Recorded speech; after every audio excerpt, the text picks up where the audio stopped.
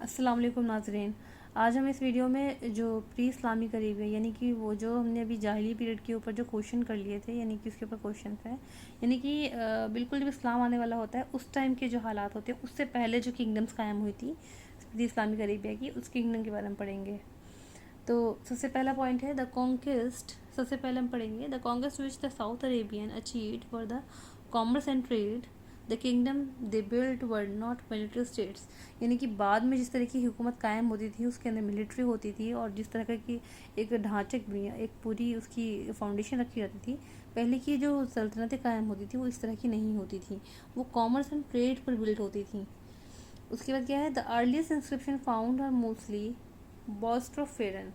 बॉस्ट्रोफेरन क्या होता है, यानी कि जो इंस्क्रिप्शंस पाए गए हैं वो बॉस्ट्रोफेरन फॉर्म में पाए गए हैं, यानी कि written from the right to left and from left to right. यानी कि पहले राइट टू लेफ्ट लिखा हुआ है, यानी कि यहाँ से शुरू होकर ऐसे यहाँ पे लिखा हुआ है, फिर ऐसे लिखा हुआ है, फिर ऐसे लिखा हुआ है। यानी कि ज़्यादातर जो पाई गई हैं, ये क्वेश्चन बन सकता है कि किस फॉर्म में पाए गए हैं, तो बॉस्ट्रोफेरन फॉर्म में पाए गए हैं inscriptions.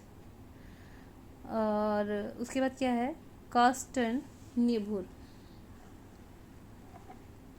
कास्टन Niebuhr was the first to announce in 1772 the existence of South Arabia. Carsten Niebuhr ये एक यूरोपियन है, ये पहला शख्स है जिसने कि existence of South Arabia inscriptions, यानी कि साउथ अरेबिया में जो इंस्क्रिप्शंस पाए जाते हैं, इंस्क्रिप्शंस पाए जाते हैं, उसके बारे में इसने पहली दफ़ा जो है अनाउंस किया था। Joseph Halevi. Halevi was the first European. Joseph Halevi जो है ये पहले यूरोपियन है जिन्होंने नजरान जो कि यमन में है उसको विज़िट किया और वहाँ से क्या लेकर आया वापस, 685 इंस्क्रिप्शन, 685 इंस्क्रिप्शन कॉपीज़ लेकर आया किस चीज़ की, फ्रॉम 37 डिफरेंट लोकेलिटीज़, 37 डिफरेंट जगह से 685 इंस्क्रिप्शन की कॉपीज़ लेकर आया नजरान से। कौन, जोसेफ हलेवी। उसके बाद क्या है, B C, I think T H से थॉमस है, एस आर्नल्ड, ठीक है, एस आर्नल्ड ये जो है who discovered the ruins of Marib. इसने क्या किया है, जो सद मारिब था, डैम था, उसके जो रूइंस यानी कि खरीबात से उसको जो है इसने डिस्कवर किया था, इसी ने डिस्कवर किया था। James R Wellsted an English novel officer, naval officer है, ठीक है, ये कौन है, जेम्स आर वेल्स्टेड एक इंग्लिश नेवल ऑफिसर है।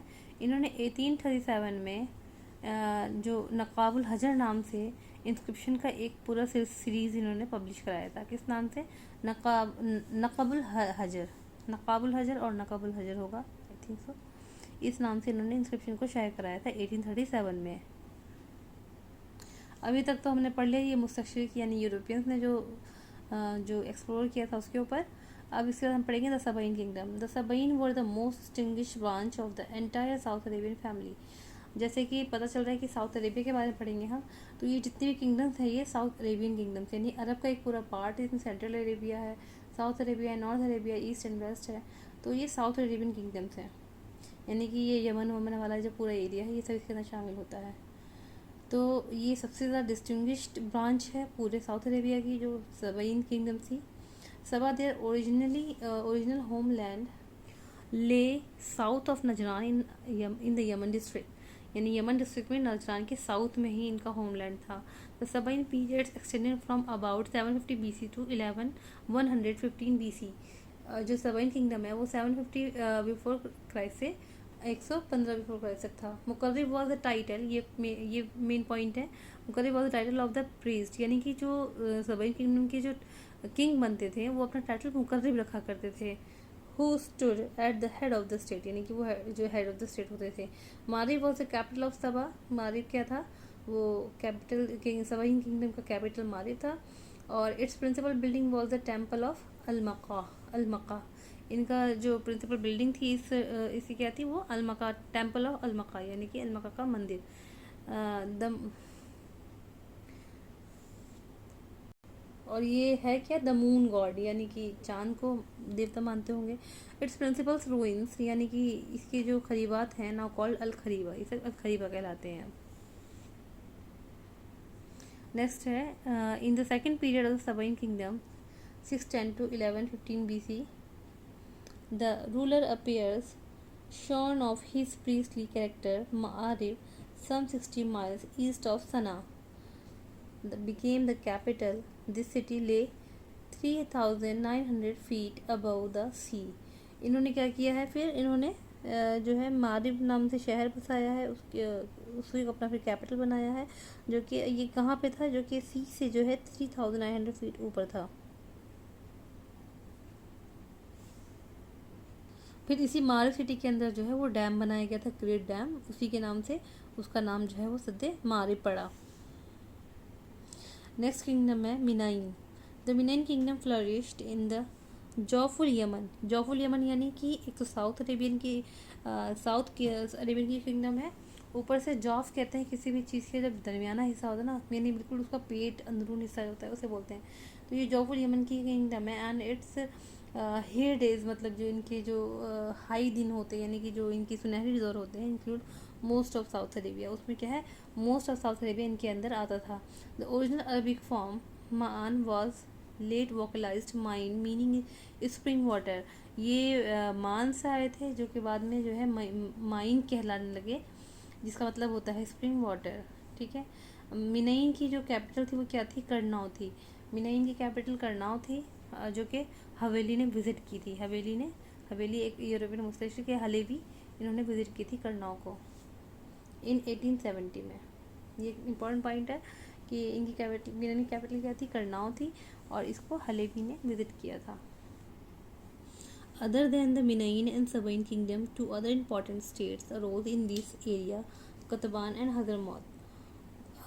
जो मतलब मिनाइन और सबईन जो किंगडम थी, ये तो इम्पोर्टेंट स्टेट्स थे, लेकिन ये इम्पोर्टेंट वो थी, किंगडम थी, लेकिन दो स्टेट्स तौर पे, यानी कि ये बहुत बड़ी किंगडम नहीं थी क़तबान और हजरमौत, लेकिन इनका भी ज़हूर हुआ। जैसे कि अब्बासियों में छोटी छोटी सल्तनत का जो है, पिटी डायनेस्टीज का जो है ज़हूर होता है, उस तरीके से the land of Qataban lay east of the site of Aden, that of Hadramaut, about where it is today. Okay. The Qataban monarchy whose capital was Timna. Qataban की जो कैपिटल थी वो क्या थी, तिमना थी, जो कि नाव कोहलान के नाम से जानी जाती है। और ये डायनेस्टी कब से कब तक रही, 400 से 50 कब्ल मसीही तक, 400 कब्ल मसीह से 50 कब्ल मसीह तक। दैट ऑफ हज़रत मौत हुज कैपिटल वॉज शबवा। ठीक है, शबवा और शबवान। हज़रत मौत की कैपिटल क्या थी, शबवा थी।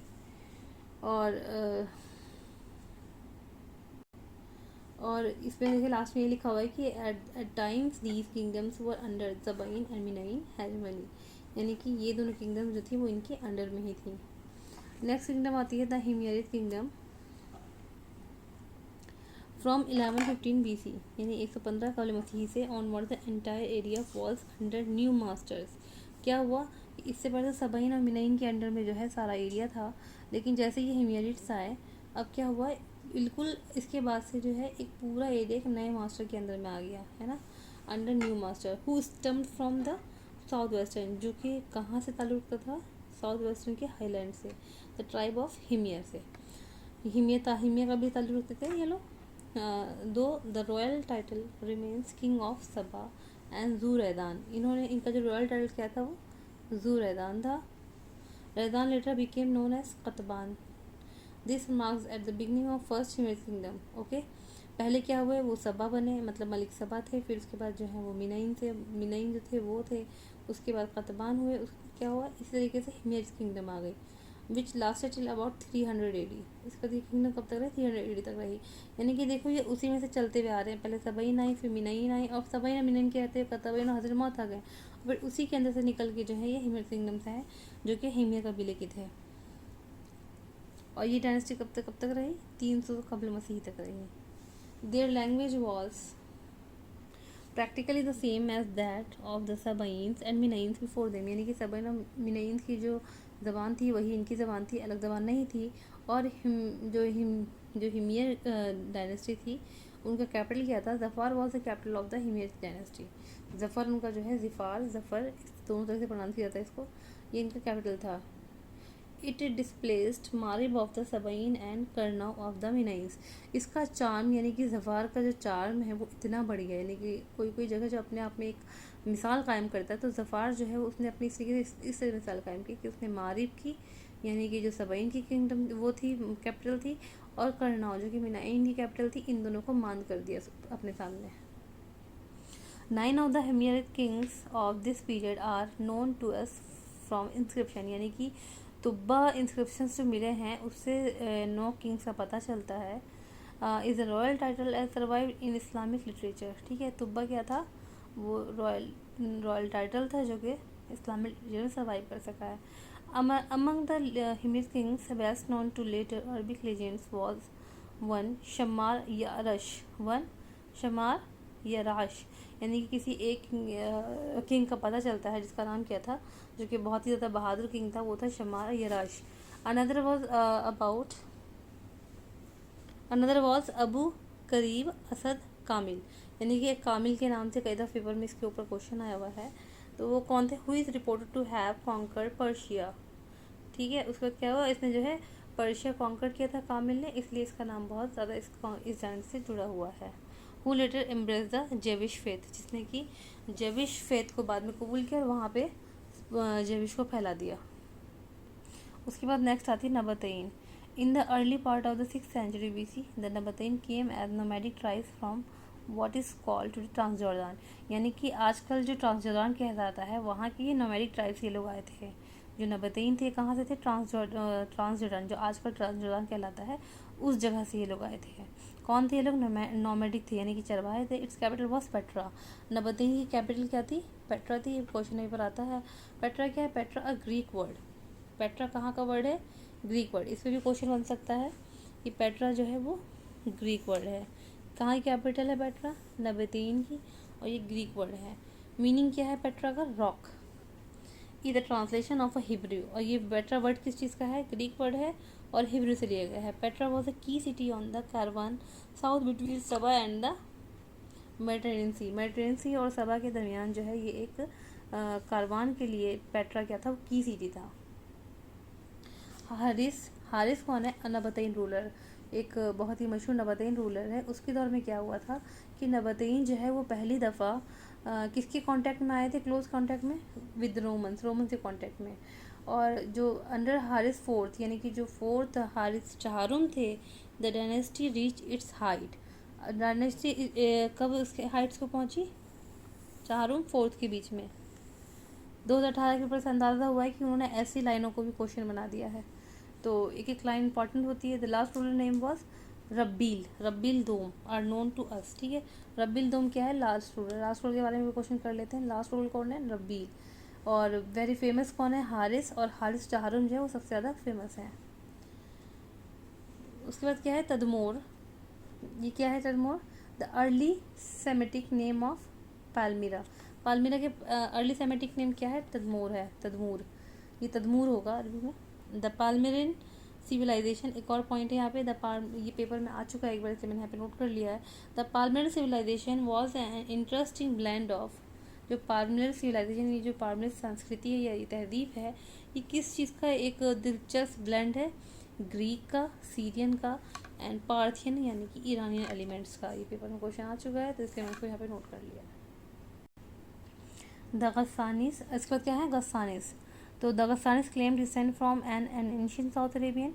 तो गस्सान क्या अपने आप क्लेम करते हैं कि वो एक साउथ अरेबियन ट्राइब की कौन है, और आदमी से है जिसका सरबराह कौन था, अम्र मुज़ैकिया, ठीक है। जिसका सरबराह कौन था, अम्र मुज़ैकिया।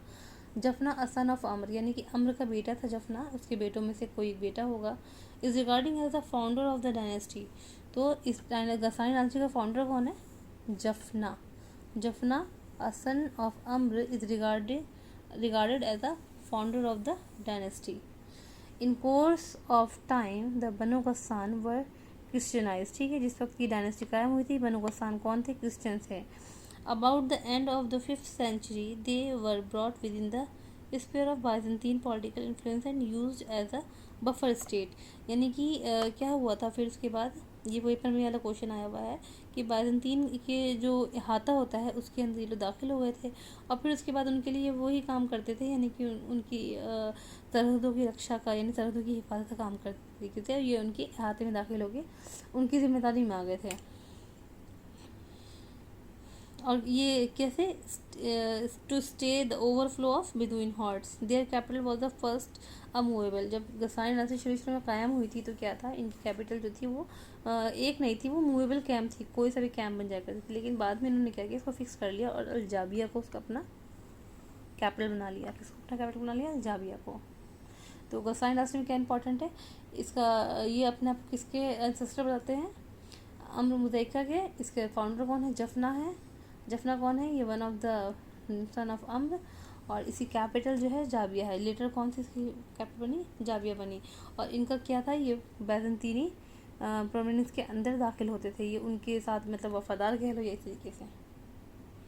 उसके बाद वो यहाँ पे क्या कह रहे हैं कि अलहिरा के, अलहिरा क्या है वो लक्ष्मी डायनेस्टी, जो लक्ष्मी किंगडम का क्या है, ये हिरा कैपिटल है। इसका एक इम्पॉर्टेंट रूलर था हारिस दोम इब्ने जबला, ठीक है, ऑफ गस्सान। तो एक इम्पॉर्टेंट रूलर हारिस दोम ibn Jabala of Ghassan and Almundhir third of Alhira, यानी कि हारिस दोम गस्सान का, यानी कि जो गस्सान डायनेस्टी हम पढ़ रहे हैं उसका, और मुंजिर थर्ड हीरा डायनेस्टी का। ये दोनों क्या हुआ, इन दोनों की आपस में लड़ाई हुई और जीती कौन सी डायनेस्टी, गस्सानी डायनेस्टी जीती। लक्ष्मी डायनेस्टी को क्या किया, इन्होंने हरा दिया हीरा डायनेस्टी को, यानी हीरा को यानी लक्ष्मी को गस्सानियों ने हरा दिया। After the Haris he was succeeded by his son. Haris के बाद कौन बना, उसका बेटा खलीफा बनता है, वो सॉरी रूलर बनता है, यानी सुल्तान बनता है। एंड उसका सन कौन होता है, मुंजिर होता है। अल हारिस का बेटा कौन होता है, जिसको सक्सीड करता है, वो मुंजिर होता है। And he was like his father. Mundhir कौन था, अपने बाप की तरह था, यानी कि मुंजिर एक अहम, मुंजिर खलीफा जो मुंजिर रूलर जो है वो गस्सानियों में भी है, और मुंजिर जिसको इन्होंने यहाँ पे हराया है अल मुंजिर थर्ड को, यानी मुंजिर लखमियों में भी है। After al Mundhir and al Numan, after al Mundhir and al Numan, यानी कि गस्सानी डायनेस्टी के रूलर्स के नाम है ये। अक्सर ऐसा क्वेश्चन आता है कि इनमें से ये किस डायनेस्टी से ताल्लुक रखते हैं।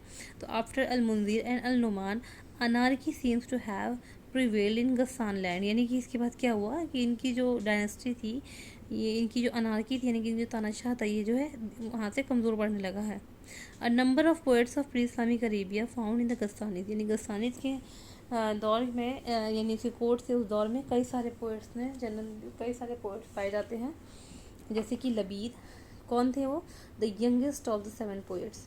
ये भी क्वेश्चन बन सकता है कि who among the youngest of the 7 poets, तो लबीद कौन थे, ये यंगेस्ट थे। Who fought of the on the Ghassani sides in the battle of Halima, ठीक है। लबीद ने क्या किया था, बैटल ऑफ हलीमा हुई थी, यानी कि जो ये बैटल ऑफ हलीमा हुई थी, उसमें क्या थे, ये गस्सानी के साइड से लड़े थे Labid. When al Nabigha Dhubyani fell out with the Lakhmi king he found in the court of the son of al Harith Hassan bin साबित हु क्लेम्स, ठीक है, क्या है, नाबिगा जुबियानी क्या है, जब लखमी किंग के साथ जो है ये हार गए थे, तो इन्होंने क्या किया था, ही फाउंड, तो उसके बाद क्या किया था, नाबिगा जुबियानी ने इनका कोर्ट ज्वाइन कर लिया था, अल हारिस का court of the sons of al Harith के बेटे का कोर्ट ज्वाइन कर लिया था। अल हारिस के बेटे कौन थे, मुंजिर।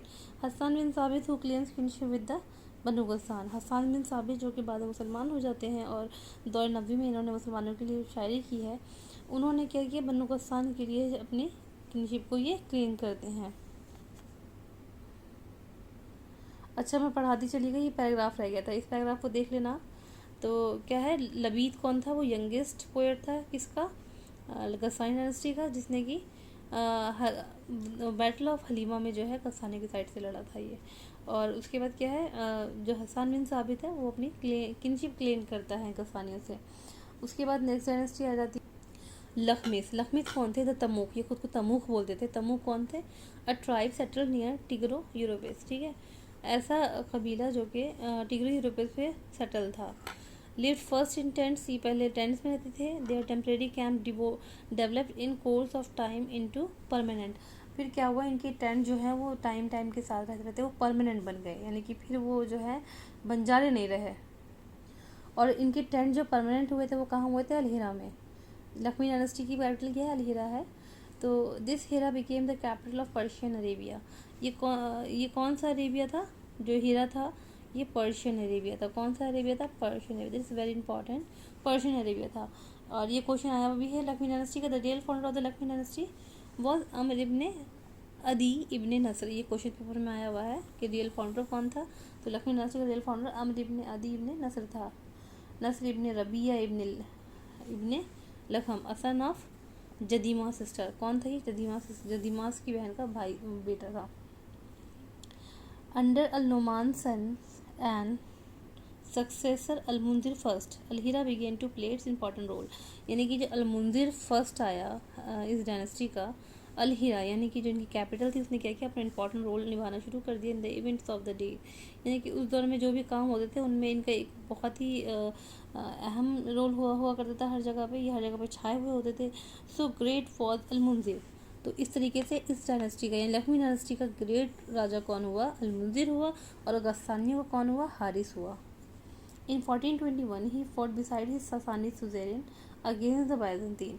अच्छा, इनका जो क्या था टाइप सासानियों के साथ था। लखमियों का क्या था टाइप? सासानियों के साथ था। और गस्सानियों किसके साथ था? बाइजेंटीन के साथ था। तो ये सासानी के साथ मिलकर अलमुंजिर सासानी के साथ मिलकर जो है बाइजेंटीन के खिलाफ लड़े थे, जिसमें गस्सानी भी लड़े थे बाइजेंटीनियों की तरफ से। इस पैराग्राफ में बस यही इम्पोर्टेंट है कि जो अलमुंजिर थर्ड थे, अलमुंजिर थर्ड, ये भी अलहिरा डायनेस्टी के हैं। इनको अरब क्या कहते थे? माअसमा इब्ने माअसमा इब्ने माअसमा, ये वाला Maasma Maasma. He was a more match with the Ghassanis al Hira. तो ये हमने पढ़ा था पहले ही, अलमुंजिर थर्ड और उधर से कौन है? अल हारिस। तो अल हारिस फोर। तो इन दोनों की आपस में लड़ाई हुई थी और इन दोनों का आपस में बिल्कुल जिस तरीके से इनका एक अहम मकाम था लखनऊ में, ऐसे उनका एक मकाम था। उसके बाद क्या है? Tarafa al Harith Amr ibn Kulthum, 3 of the 7 reputed authors of golden odes. यानी सर मौलिकात के 3 बहुत ही मशहूर और काबिल शायर, यानी कि तराफा, हारिस और अमर इब्ने कुलसूम जो थे वो इसी दौर से फ्लॉक टू हिज कोर्ट। ठीक है, वो इस कोर्ट से ताल्लुक़ रखते थे, यानी कि लखमियों के। लखमियों का रियल फाउंडर अमर इब्ने अदी है।